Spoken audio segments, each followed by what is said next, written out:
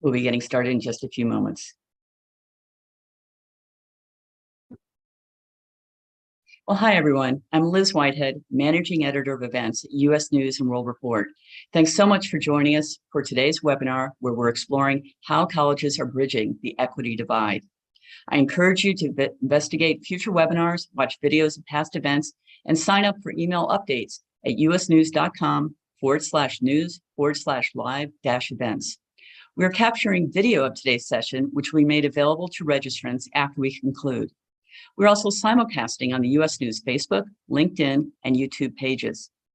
Later on in the webinar, if you have questions, we invite you to type them into the Q&A feature in Zoom on your screen. Our team will review and give voice to some of these as time allows.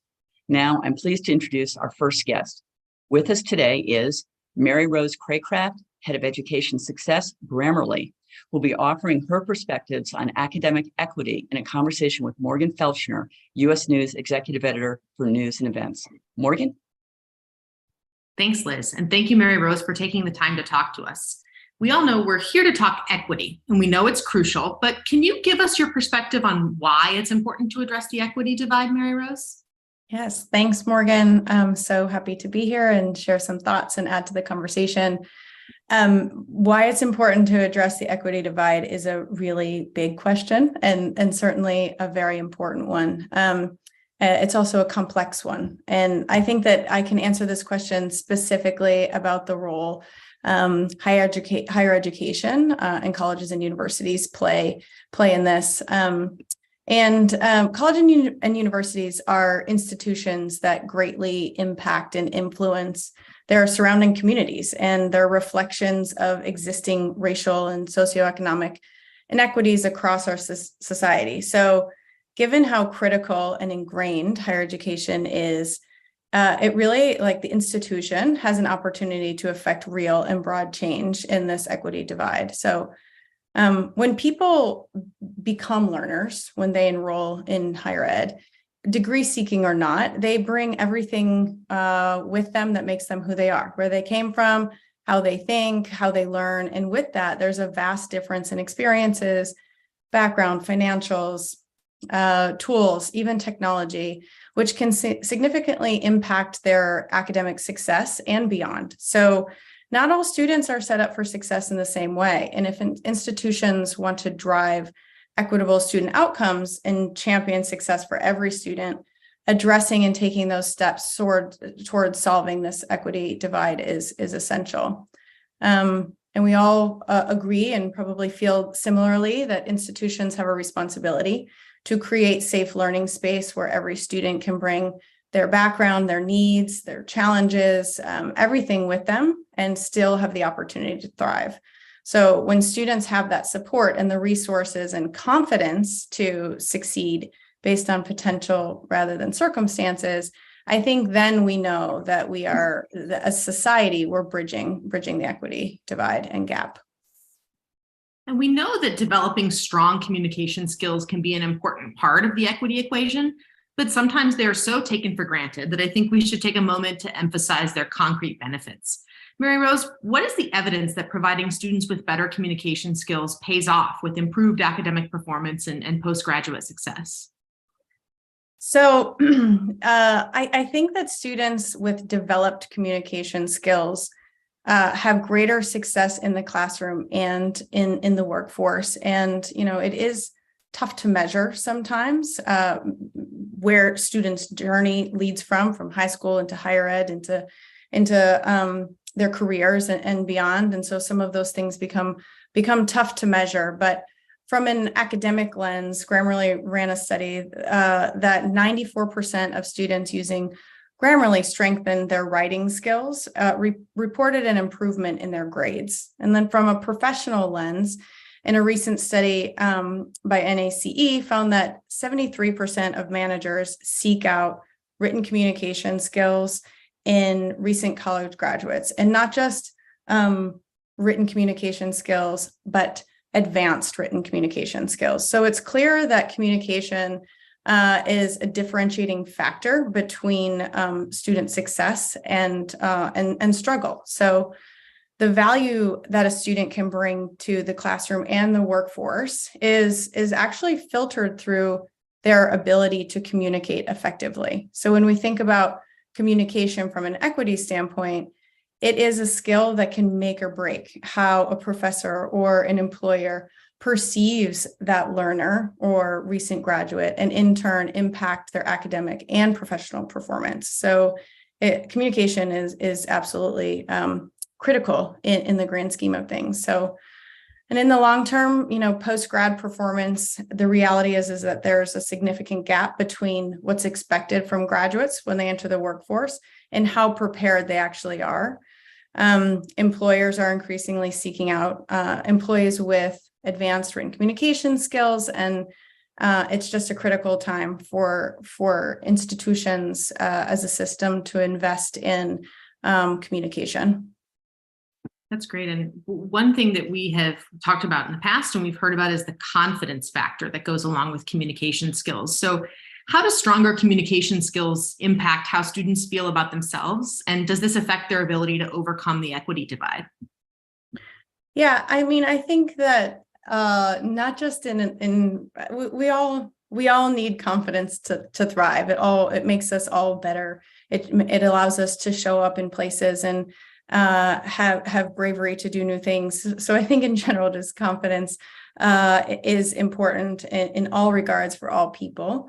But I would say that, when you're at university or college, and your ability to communicate what your idea is or what your understanding is, and there is a blocker between what you want to say and how you actually can say it, that's really tough. Grammarly recently did a study and found that 92% of college educators say that students struggle with writing confidence, and even more so for English as a second language students or native or non-native English speakers. So to reiterate my earlier point, a student may have a strong grasp or a concept on the subject, but if they can't communicate that in writing, it can be frustrating or even damaging to students' confidence and then demotivate for further performance. So I think it's a very influential piece of a student who is learning and has to demonstrate that in order to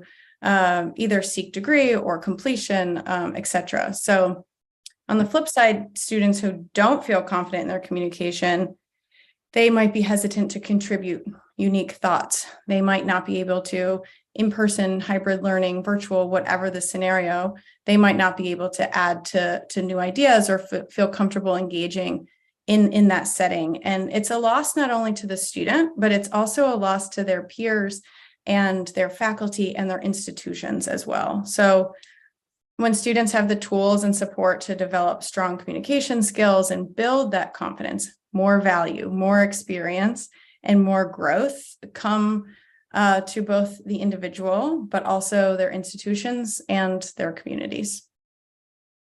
Thank you. And we know that there's a lot of different ways and a lot of different things we have to do to solve this problem. And one of them is tools, as you mentioned. So how should institutions select technology tools that can advance DEI goals and meet the needs of students who may encompass widely varying backgrounds, profiles, and needs? I think it's a really important question. And I have, spent a majority of my career partnering with higher education leaders on how to solve really big problems with the help of tools and technology. So it's not an easy answer. But when we think about meeting the needs of individual groups of students, we have to keep in mind that even within those groups of students, they may share a common need, but they also have differences. And for example, if you think about ESL students, they, defined as that they have a certain need set, but one ESL student might have spent all of their K-12 years in the United States, where others may have just recently arrived or learned English overseas or may not speak English at home with their loved ones. So there's lots of uniqueness, even in certain common threads of needs in regards to DEI. So in my opinion, when it comes to equity, every student's need is unique. So there's a real challenge ahead of us. And there isn't a one size fits all solution.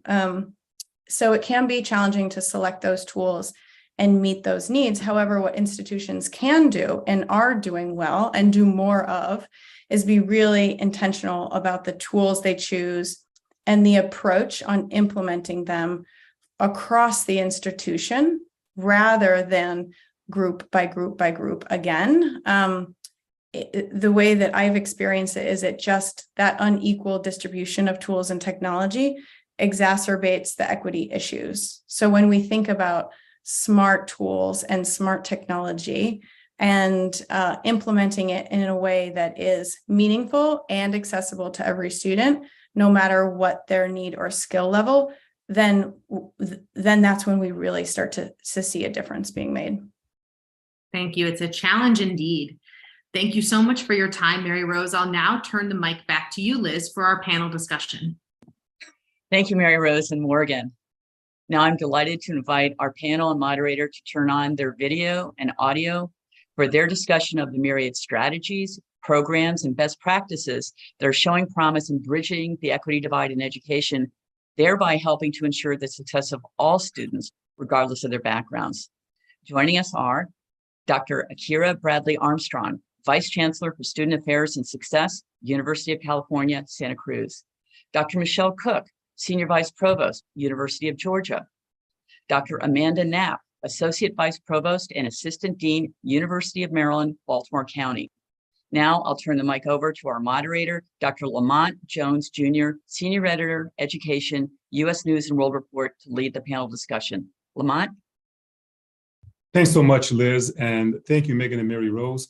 We're going to dive right in with some advice from these experts in higher education administration. Let's get it started. We have a lot to talk about.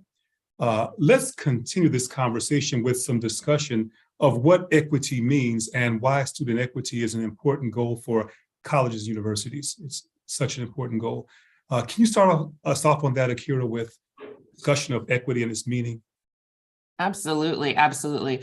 Well, I mean, first, as a first generation college student myself, equity is super important when we're talking about how folks gain access to college and universities. And that access point is kind of where we're starting at. And what we know from some of the data around inequities in K through 12, that there are structural inequities and disparities in access. And particularly with COVID-19 and the pandemic kind of exacerbating that. And some of the districts that have larger populations of Black and Latinx and Native American students are receiving less funding in those school districts. And so that less funding often leads to less access to colleges and universities. And so it's important for us to kind of level the playing field. Equity is so important for social mobility, economic mobility, for students to also have self-efficacy, right, in their work. And so when we're thinking about providing spaces in colleges and universities that is going to gear up to help our next generation of leaders, we want to make sure that that next generation of leaders is reflective of what the U.S. looks like. And so we have to be thoughtful about that. And when I think about the folks who are entering right now, we have almost 90% of our white students who are entering colleges based on the data from the U.S. Bureau of Labor Statistics in 2019. And then you look at that on the other side where only 50% of Black students. And so there's a huge disparity there that I think as educators, we also have to dig into what that connection looks like with colleges and universities, with our K through 12 schools, and how we provide better access for students. You brought up many excellent points, but particularly about the pandemic and the effects of the pandemic, what we're seeing now, even in grades K through 12 and testing and competency levels and what that will mean going forward as they endeavor to go to college. Michelle and Amanda, can you speak to about what people need to know about what equity means and why it's important? Absolutely. And thank you so much for that question. I think that we have to start by recognizing that equity is different from equality. I know that I often hear those words used and interspersed in the same sentence as if they mean the same thing, but it's very different. Equity allows us to recognize that students have unique needs and thus require unique solutions so that they can be successful. What's necessary for one student may not be what's needed for another student. So it takes us beyond equality, where everyone receives the same resources and support, and enables institutions to develop programs and interventions that may target specific needs. Equity also leaves space for institutions to speak to the intersectionality of identities that our students have. They show up with their whole selves. They are first generation and rural, and they may have lower socioeconomic status, and they may be underrepresented in the population. So there's all of these pieces. And so when we look at it from an equity lens, where we're not just kind of making sure that everyone has the exact same resources, but we're looking at where people are coming from, what their starting point is, so that we can make space for that. Equity is also an important goal for colleges and universities, because it allows us to take responsibility for the success of our students in higher education and place it on the institution, rather than have the full weight of that responsibility placed upon the student.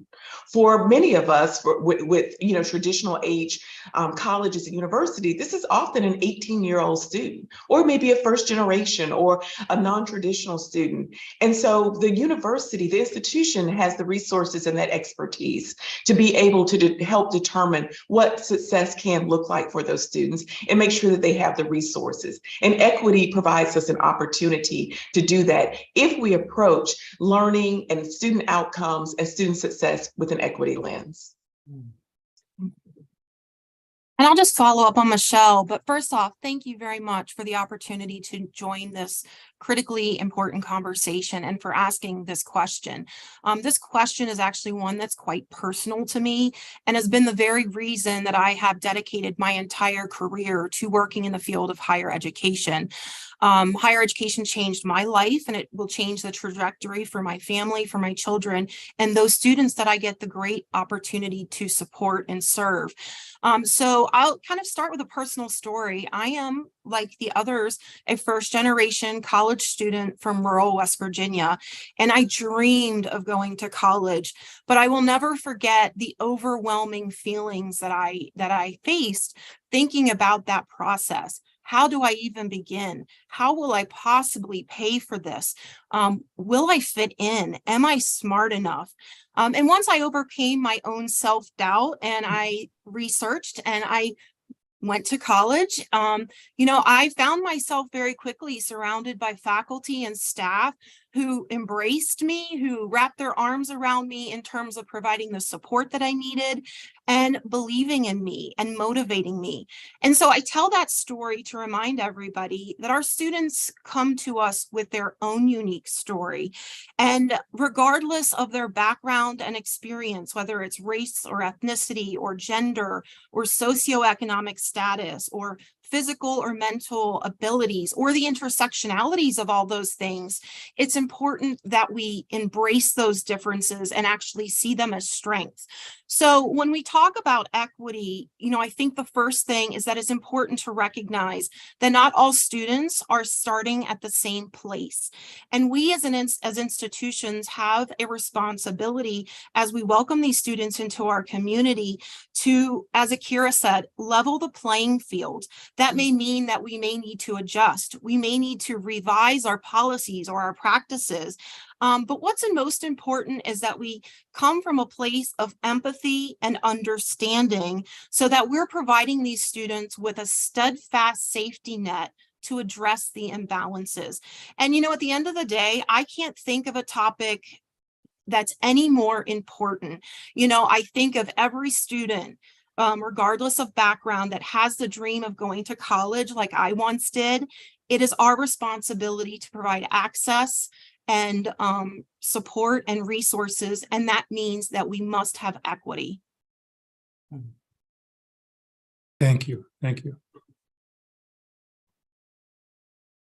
You mentioned a safety net, and there's been talk about institutional responsibility, which I think everyone would agree is essential and critical. To that end, wraparound services, so-called wraparound services, have been proven to foster student equity, including peer support initiatives. Amanda, why don't we start with you? What do peer support groups look like at UMBC, and what results are you seeing? Sure. Thank you for that question. So we have a number of supports, but the one I think I'd like to focus on today is our academic advocacy program. This is a program that is embedded within our academic learning resources model, which many campuses have. We're a little unique in that we've embedded this model I'm about to describe within the Learning Center arena. And what's so special about academic advocacy is that every student has their own academic advocate. This is someone that they can count on no matter what their question is. It takes the guesswork out of the higher education system. And, that's confusing for students. How do you know when you go to a financial aid advisor? When do I go to my academic advisor? What's the difference? We don't want our students to question that. So they have what's called an academic advocate who is going to provide them with support to navigate the complexities that may be the form of institutional barriers or personal barriers. And they help these students to navigate that in partnership. And I'll talk about it probably a little bit later, but we are situated in such a way that we have an academic care team that we are working closely with to help the students to navigate those complexities and just make the process so much easier. And then they have that person they can trust, that they can count on. And so that's something we're really proud of at UMBC. Now, Michelle and Akira, thank you. Amanda, I know your campuses also have some programs that are working quite well. Can you share about those? Sure, I'll jump in. In terms of peer support, we all know that students really can learn best when they're talking to their peers. So that is often how they get their information. That's often the first way in which they seek out information, particularly on a college campus. And so we offer peer support in different ways. Some of it is very institutionalized. For example, we offer free undergraduate tutoring services. So all currently enrolled undergraduate students can meet with a peer tutor who has successfully completed the course. Tutoring is free and available in the form of one-to-one appointments, as well as kind of study pods of groups of students, and both in person and via Zoom. But we also have found that there are opportunities within special populations where peer mentoring has a little bit more of a casual approach, but that is very student driven. For example, we have an organization, Listo, Latinas Invested in the Students of Tomorrow. And this is student driven. They provide academic, social, and emotional support in the form of mentorship for incoming Latinx students. And so they work with students for that first year, particularly in that transition, networking, time management, and those pieces. We also have a similar organization called the Black Educational Support Team, or BEST. So this organization also is student mentors, and they connect with students to provide those transition services.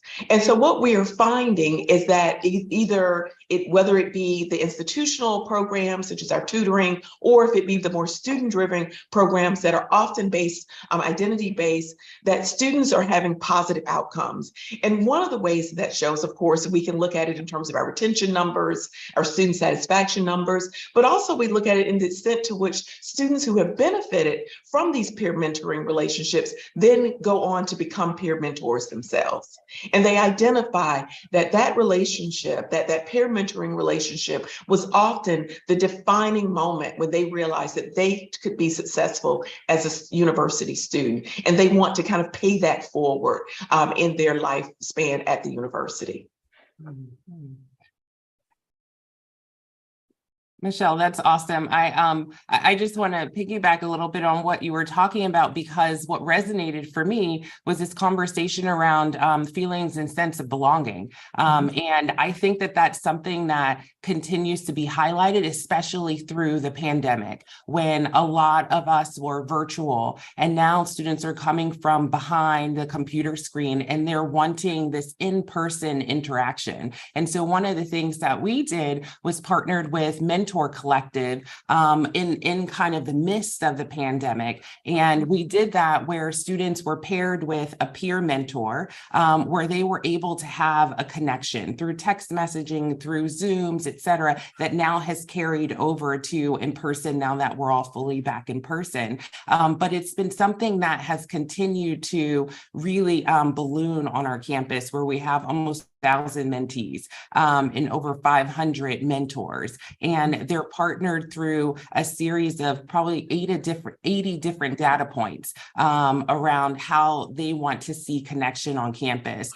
We've also seen in terms of retention that our students who are involved in that mentor collective are being retained at a much higher level, right? And so when you think about even student organizations or even Greek life, when folks are in TACT communities, often they're helping to retain each other. So those peer mentor programs are really, really critical, and I think really help to lend itself to student success. Yeah, yes, it sounds pretty clear from you all and from even research that students thrive more when they're in a campus culture where they feel cared about and they feel included. Some have said that the question used to be, are students ready for college? The question really ought to be, are the colleges ready for the students? And so let's dig a little bit deeper in this and talk about the importance of summer bridge programs, which have been proven to be successful. Now, I know UGA has several, Michelle, and one of them emphasizes STEM. If you could talk a little bit about what's going on your campus, how's that going? Yes, absolutely. I think we can't underestimate the impact of that transition, particularly for from high school to college, and all that institutions can do to better prepare students to engage with that transition is going to benefit the students and the institution.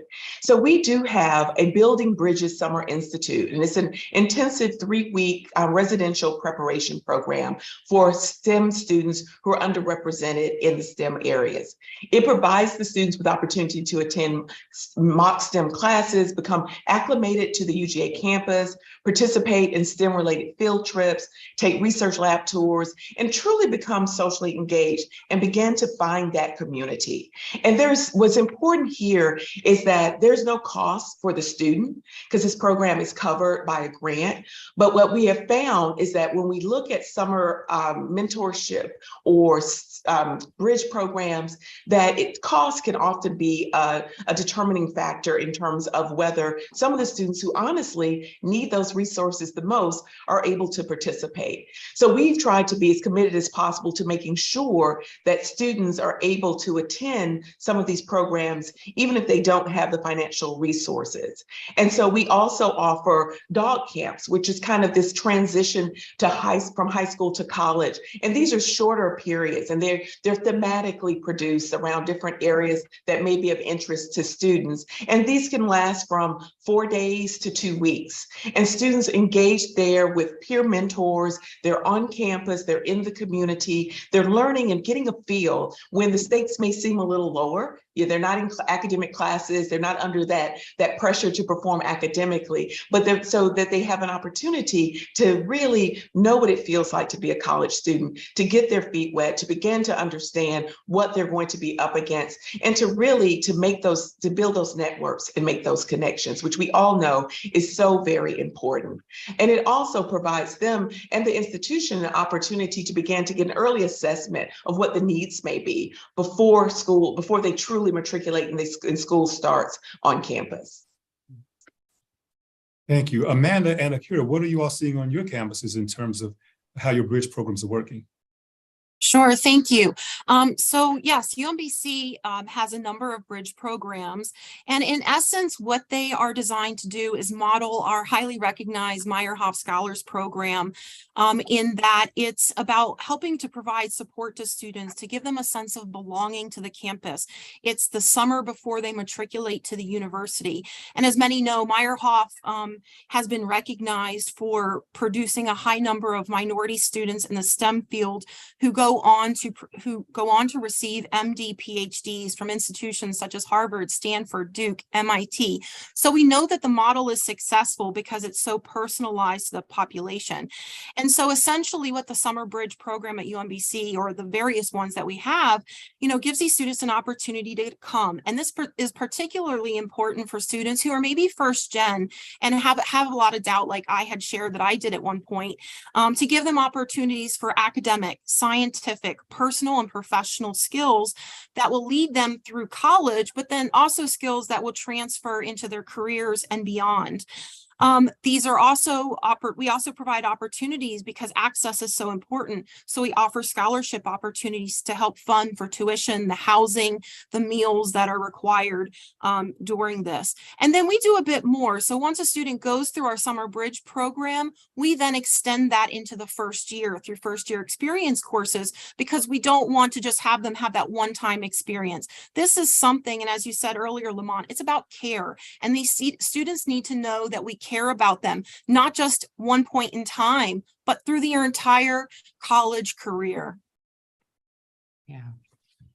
And I would add on that here at UC Santa Cruz, we have a number of Summer Bridge programs. One that I'll focus on is our Engineering Excellence Scholars Program. And in that program, we're really helping to uplift some of our most educationally disadvantaged and historically marginalized students who have proposed majors in engineering. It's a 2-week Summer Bridge program that intends to really close the equity gap and bring equal opportunity into the engineering field for first generation, for low income, for underserved students of color. 2 of the main components of that program are heavily focused on programming and mathematics and instruction and problem solving, right? And so outside of the classroom, they're also getting instruction hours. They're meeting with graduate students. They're getting ready, right, to actually be here. They're connecting with peer mentors for hands-on collaborative problem solving.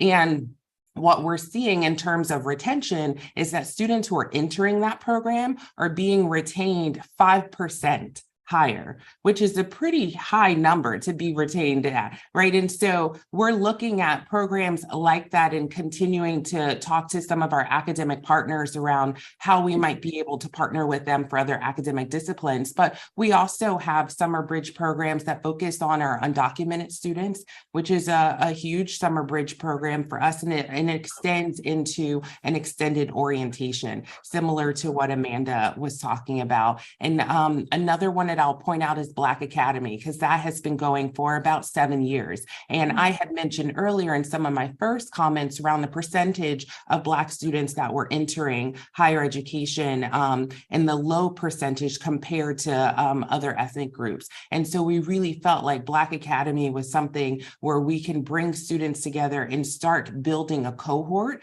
and start building connections with our students, as well as connecting them to various resources across the campus and connecting them with graduate students. And so we have seen that it's been really successful thus far. And I think for all of the reasons that both Michelle and Amanda have mentioned, these programs, I do think, really help to chip away at that equity gap. Thank you. So here we are. Students have run the gauntlet of applying to and getting in college, which is a major hurdle for so many. They may have benefited from a bridge program, which is great. They're in school now. All right, let's stay with you for a moment, Akira, at UCSC. What are some of the best practices that your school has found in terms of tracking and engaging students to determine what type of support they need while they're there? Oh, absolutely. Thank you for mentioning that, because I think for us, we think about, we have everything branded. So it's called slug support here, right? But thinking about some of our case manager matrix as folks are here, we have groups that come together through our Dean of Students office. We also have groups that are embedded throughout various academic colleges. And so I don't like to use the term at risk, but more at promise, right? And so as we have opened our doors and we're trying to provide more access for folks to come in, we have to make sure that we have the resources there to support them through graduation. When we said that, hey, you are coming here and you signed up and said, I'm coming, it's a handshake deal, we're walking along with you through graduation. And so for us, one of our slogans is, every door is the right door. So if you come knocking on our door, but you're looking for financial aid, we're still the right door. And so we think about that through a case management matrix around how we help to support students, how we help to support students with food insecurity, how we might help to support students with housing insecurity, how we try to help to support students before something becomes an acute crisis, right? And so that becomes really important, but that network is important because it's about communication and how offices speak to one another around when a student may be exhibiting some sort of behavior that's off baseline. And by that, it may be a straight A student that now all of a sudden had gotten a C, right? Something may be going on at home, something may be going on with that student. And so how we pull them in to show them that we care and we're noticing and let us help you. So that matrix is really, really important of our case managers, that most of them, their training is through social work. And Michelle, we know there are some, if you'd share some of the supports there in that regard at UGA, and then I know there are also some efforts underway at UMBC, of course. Amanda, if you could talk about those as well. Absolutely. And I think that it's really important for our students, particularly when we talk about the equity gap, and recognizing that students are coming from so many different places, so many different environments, so many different understandings of what it even means to be a college student, that we build relationship. And I would say that that's really a hallmark of our student support and our wraparound services. It's about relationships, building relationships, and not trying to build a relationship when the student is in crisis or when something has happened, but being proactive and making sure that the student is in the process of building relationships with individuals on campus from the very first day. And I would say even before they matriculate at the university. So one of the primary ways in which we make sure that there is someone sitting and talking with that student every semester is through our academic advising. And we have an academic advising that for every single one of our 30,000 plus undergraduate students, they have to meet one-on-one in person with an academic advisor every semester before they are cleared for classes. And we have, of course, a system where notes are recorded and some details about those interactions, so that the next person who meets with them, if it is not the same individual, will have a sense of what that conversation was about, so they can build on that. But those academic advisors are pivotal. They're key and critical individuals on our campus who are very well versed in all of the resources, academic, social, mental health, that are available for students, financial, all of those resources, but they also are really charged with building that relationship, to understanding the student, where they came from, what they want to accomplish, why they're here at the university. In addition, I would say across campus, one of the things I think that we do well for a larger institution is to know our students. And we promise students and we promise their families that from day one, from the day in which they matriculate at the university, when they start to receive letters and they start to be invited to receptions and events, we tell them that this is not just a relationship that's for the 4 years that you're here or for the first semester, but this is a relationship for a lifetime. Similar to Akira, we love to use our bulldog. And so everything is a bulldog, and everyone who matriculates at the University of Georgia or works here is a bulldog. And we tell them that you're part of the Bulldog Nation. And we really deliver on that in terms of building personal relationships. We do have a first year live-on requirement for our first year, our freshman students. And we feel that that is also really foundational in helping to establish the relationships, not just with peers, but also with the institution and with professionals at the institution. Michelle and Akira, I could not agree with you more. And you use some key words that really define some of the work we're doing at UMBC. It's about proactive, coordinated care. That is the foundation of everything we're doing, is about creating a caring environment. So let me share a little bit about what we're doing at UMBC. And I like to start with how important the data is, especially when we think about equity. It's important to hear the student's voice. So we hear so much how qualitative data is important. But for me, quantitative data tells a story. And it tells the story very often for those students who don't speak up and who don't feel empowered to share their voice. And so if we're seeing our data, even 2 students who are slipping through the cracks, we really need to challenge ourselves and ask, what could we be doing more of, or how can we support those two students who maybe aren't speaking up? And so at UMBC, our case management model, our academic advocacy program, it's really grounded on taking the data that we know, so we know everything from pre-matriculation, which characteristics lend themselves to students who graduate versus those students who do not. So if, for instance, we've talked about, if you're a first gen, you are less likely to graduate unless you get the support that you need to make it through that system. Our out of states are traditionally their challenge, and it could be because of funding, it could be because of other things, depending upon the math placement score that you get. Are you positioned to complete the major? But then once students get to our university, there's a lot of things that we know about them, and these are the observed. I don't like the word risks either, but I love what you said, Akira, about at promise. That was wonderful. Thank you for sharing that. But for instance, if we have students who are enrolling in 16 credits, but only completing 12, we need to find out what's going on. If we have students who haven't logged into their online classroom or connected with their instructor in the first 2 weeks of the semester, we need to be raising a flag and finding out, how can I help? And so I can go on and on about the different characteristics and the different data points, but the key is we cannot allow ourselves to miss any student. And so that's one way that we identify students, and we proactively reach out to them, because we can't wait for them to fail the course or be on academic probation. We need to reach out in the moment. And that's why we also have a very robust referral system at UMBC, which in my opinion is the very best way to identify students who could use that wraparound support. So for instance, if you are a faculty member in a course and you notice that a student who used to sit in the front row has all of a sudden stopped coming, well, we need to know that.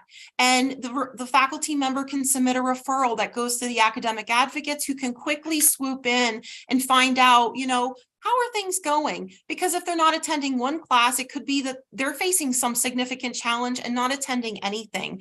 And we have a responsibility to provide that student with the support, help them navigate their policy options. And so that's a really proactive way at UMBC that we identify the students. And then, like the others have said, once we know who the students are who need the support, what is our network? What is our care team model to help those students, whether it's food insecurity, or they could benefit from some counseling services, or maybe they need to talk to the Career Center to explore majors. And so we're really proud of the academic advocacy model, because it is ensuring that students are not slipping through the cracks. And we've seen significant results since we've implemented, but we've received the highest graduation in the history of UMBC. And most notably for our students of color and our Pell eligible, they're exceeding or on par with the overall population. And that is closing the equity gap. Students and their families are demanding so much more now, and with programs like these initiatives that your schools are really delivering. So these best practices, I hope a lot of people in the audience are picking up on these. We talked a little bit earlier, we touched on, actually, I think in a way, social determinants. And so you really can't talk about equity, this conversation, without talking about social determinants of success at college. So if Amanda, you could start off talking about some of the common student challenges that your school is trying to address, and then Michelle and Akira, please. Yes, thank you, Lamont. This question is so important. And the truth is that there's some uncomfortable truths about college students in America today. I read a recent survey from Temple that shared some statistics. 39% of two-year college students and 29% of four-year college students are facing food insecurity. We see that at UMBC. So we've ensured that we have programs. We also like to coin our retriever term. So we have retriever essentials to ensure that students who have food insecurities have a place to go to get that support. We have students who are willing to give up their own meal swipes so that a student in need can use that meal swipe across campus. So really important programs to address that. The study also said that 48% of students are facing housing insecurity, and 14% of college students are faced with homelessness. And it's so interesting, because when you think of a student who's going to college, I think it's assumed that they're financially stable, that they have a home, that they have food, and that is absolutely not the case. And so this is where programs, and I'll continue to go back to academic advocacy because it has become a signature program and one that other institutions are currently trying to model, because the academic advocate is that every student's person. So it doesn't matter if they're facing food insecurity or housing or homelessness, or, they're going through a SAP appeal with financial aid. That academic advocate is going to strongly and fiercely go out to the campus community and help that student navigate that. And we do not refer, that's one thing that sets us apart, because if you refer a student who's struggling, you say, okay, you need to go to financial aid. Chances are they're not going to go. They're just too overwhelmed. So we do that in partnership with them. We know who to call. We know what questions to ask. And sometimes the students don't even know how to begin. And so that has been fundamental to us to have that community of care to address these really serious challenges our students are facing. Amanda, you're still right around like the hard truths with the numbers that we're seeing, because how can you be successful when you're hungry? How can you be successful when you're unhoused? And the numbers and the percentages continue to creep up and up every single year. And so there's a lot of things at UC Santa Cruz that we are doing. We're partnering, we have a farm on campus, and we have a center for agroecology. And so we partner with that farm. That farm actually produces a lot of our produce and harvest that they provide to our markets, our free markets across campus. We have over 7 different free markets across campus, and we also have them embedded in some of the various resource centers, like the ethnics resource centers for students, our slug support, our Dean of Students office, our women's center. So no matter where you're at on our campus, because our campus is spread out really wide, right, that students can get access to one of those free markets. We have a great partnership with the Center for Agroecology and talking about basic needs. I actually recently just did a presentation to our foundation, who has now invested funding for helping us start to bring people together to create a roadmap to see if there is a way that we can end food insecurity on our campus. What will it take? What will it take in resources? What will it take in people? And what will it take for all of us to come together, our foundation, our trustees, our faculty, our staff? And so we're committed to that. And while we're doing all of this, it still doesn't feel like enough. When we are talking about our housing issues that we have, and Santa Cruz is a really expensive place to live in. It's very, and we're by the beach, we're in the redwoods. It is very expensive and it's very challenging. And so we've created other programs that help where we can house students if we find out they're unhoused, and we're housing them in hotels. Now, that's not sustainable, but that's our Band-Aid solution right now, while we continue to figure out how we can build and get more housing on campus. It's a challenge. I would say housing insecurity and food insecurity are 2 of the top challenges that we continue to wrestle with. And we try to bring the smartest people that we know in the room to come up with some innovative ideas. And we're trying different things. So I do think that that's one of the areas when we talk about this equity gap, and when we talk about equity, that we have to, I think, as a country, come together and start to reckon with.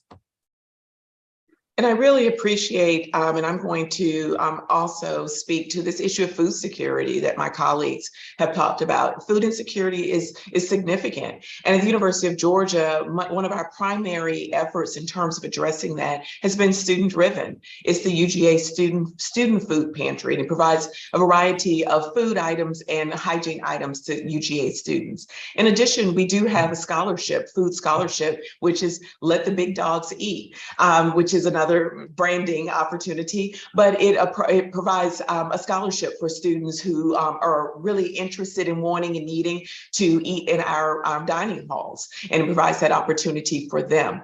But we also, in addition to food insecurity as a major issue, have really began to look at short-term financial challenges. So many students we were finding when we worked with our colleagues in financial aid and student accounts to kind of see what were those kind of missing opportunities. And we found that for some students, the determining factor in terms of whether they were able to continue with their studies or have to stop out could be a financial need of $500 to $800. And so we developed the UGA Student Emergency Fund to provide limited one-time financial assistance to students who are unable to meet an immediate essential expense because of some type of temporary hardship. And this is really a collaborative effort that comes from the support of the Office of the President, the Provost, our Student Financial Aid. And this is an area where our Parents Leadership Council really has taken a lead in terms of helping to find funding to support that. And I would say the third really major issue is one that is not unique to our institution, but I think has really, particularly post-pandemic, has really affected higher ed, and that's mental health challenges. And so to address that, in our Division of Student Affairs, we have a newly created position, which is an Associate Vice President for Student Wellbeing. And this individual leads efforts to enhance campus-wide mental health and well-being. And as a result of that, our president was able to allocate an additional $1 million to support some of the initial plans to look at the mental well-being of our students, which we find is really an issue and definitely addresses issues of equity, as students are coming from communities where they may not have resources, or there may not have been a lot of discussion about mental health and what that means, but they often are carrying the burden. It's the first generation, the only one from their community to come to the university. That pressure of success, that pressure of performing can really have some difficult results in terms of their well-being, their mental well-being. And so we're trying to be as proactive as possible in addressing those and taking the stigma off of everyone's efforts to make sure that they are addressing issues of mental health.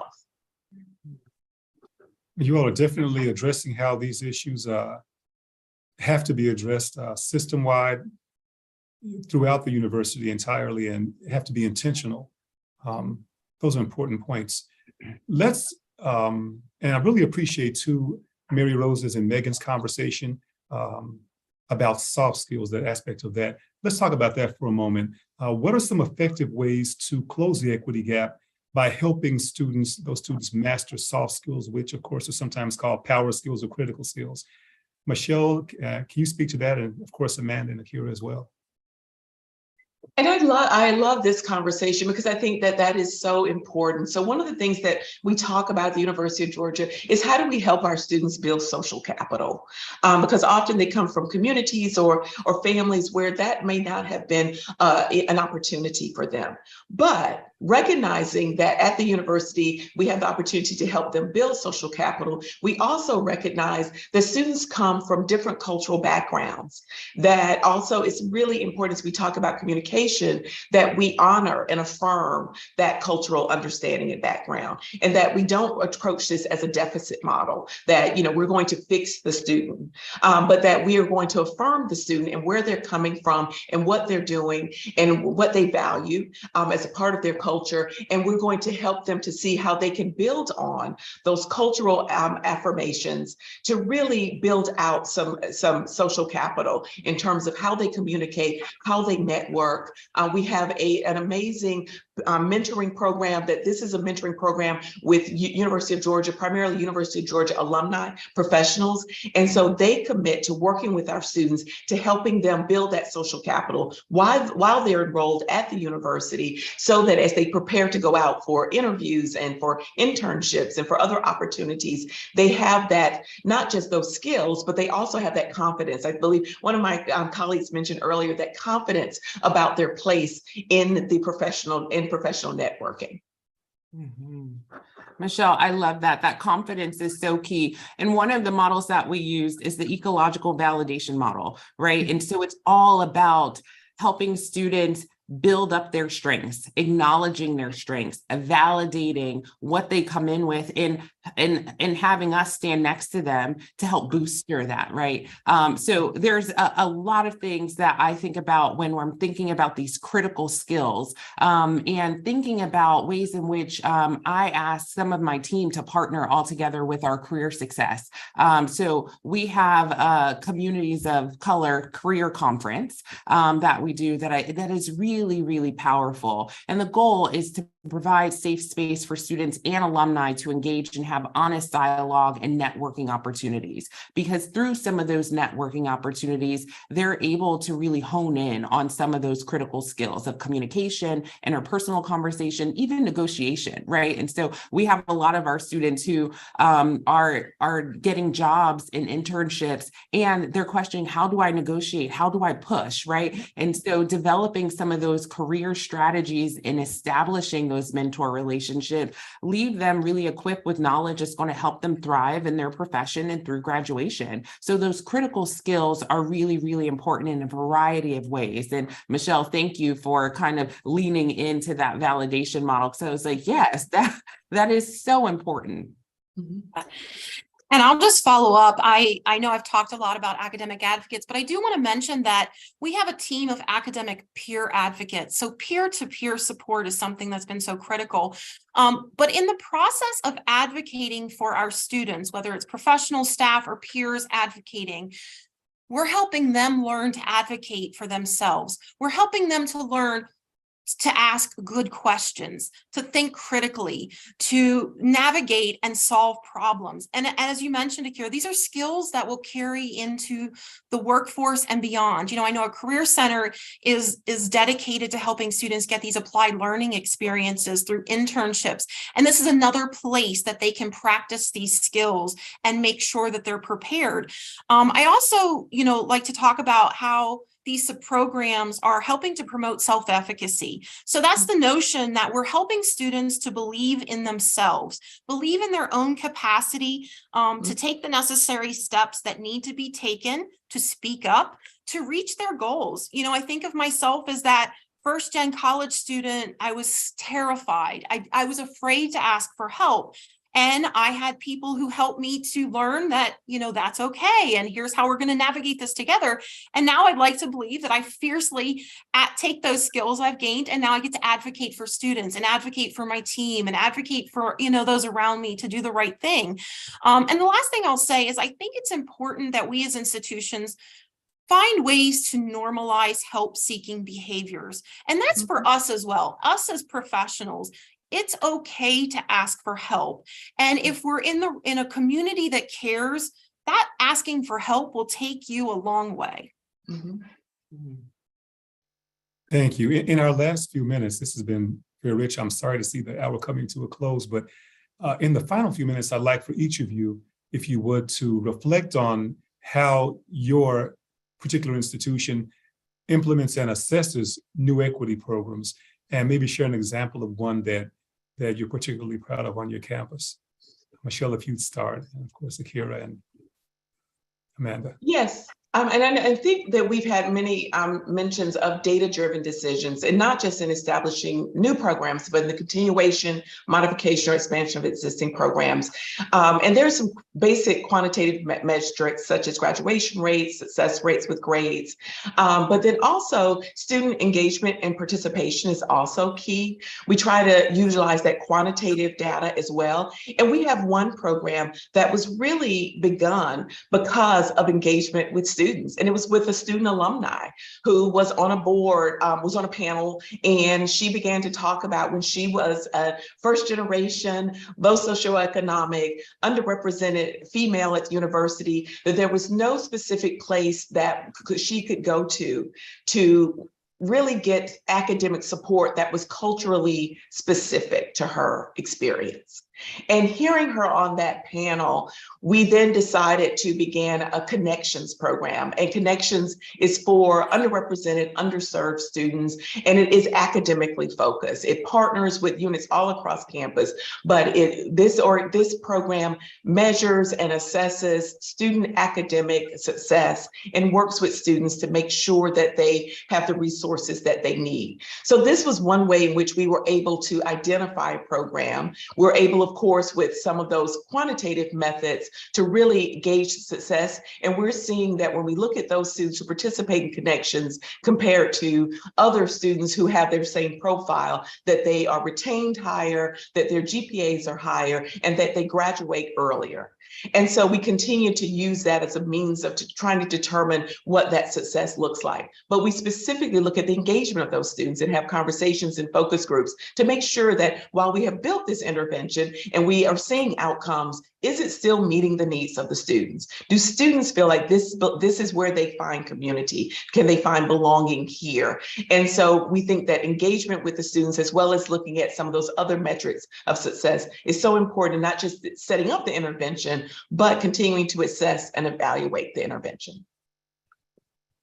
And I'll just add on quickly, for us here at UC Santa Cruz, we recently created an office of ABC student success, African, Black, and Caribbean student success. When we are thinking about, and Michelle mentioned earlier in our conversation around the definition of equity, right? In supporting students as they need to be supported, and that may look different across various groups or across various students. And so this office is really focused on demonstrating a culture of care and support through academic endeavors, but also utilizing data and predictive analytics for our ABC students in terms of their classrooms, like where some of those students are seeing D's or F's or withdrawals at a higher rate than their counterparts, then we need some supplemental instruction and we need to partner in a different way. And so we're highlighting things like that. Another initiative that we've started, and is not just at UC Santa Cruz, is throughout the entire University of California system,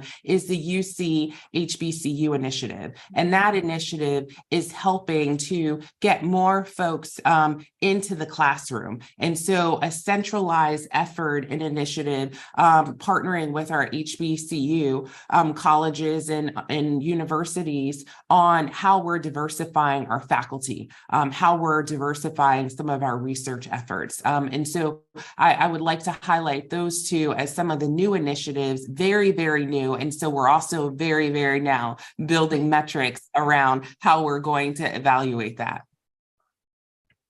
Yeah, so I would like to say, as you think about how do you implement new equity programs, I think my first thought is you just have to start somewhere. And it's not about trying to find a program that solves all your problems.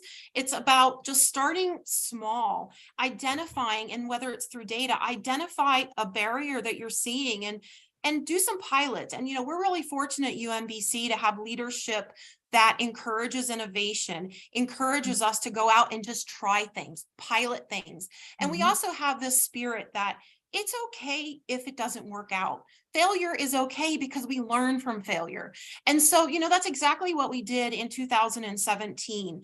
I had identified a barrier, and I talked with my vice provost, and she said, go try it out. So essentially, I had seen that students who were applying for graduation and receiving letters saying they were denied, the reasons for denial were things that they just didn't know how to resolve on their own. But I, as the original advocate in some ways, would personally call every one of those students on that list and say, let me help you. What is holding you from graduation? And it could be something as simple as, I forgot to send my transcript from the community college to get credit for that final course. Or it could be, it says that I need a language requirement, but oh my goodness, I speak another language and I can, get that exemption, but I didn't know how to do it. And so that's an example where we started small. And, we started that in 2017 with a 63.3% graduation rate, and we knew we could do better. So we then implemented a larger academic advocacy model. We started with 3 advocates, and today we're up to 6 academic advocates and almost 30 academic peer advocates. And we now are up to 70.2% in just a few years of implementation. And everyone knows that to move that needle, even 1 percentage point is a feat. But what it comes down to, it's the intentional support and just doing something and trying something. And sometimes it works and sometimes it doesn't. But we're so grateful that academic advocacy has been just pivotal moment for our campus. And so I say start small and let the data prove itself. Well, this afternoon, you all have certainly shown how the equity gap can be closed. It takes intentionality, as you said. It takes planning, execution, follow through, a caring environment. It's been so rich, this discussion. And we at US News want to thank you for that and thank you for your time and wish all the best to your institutions as you continue to work toward closing the equity gap. We also would like to thank all of the guests who attended this webinar, and we wish all of you a wonderful rest of your day.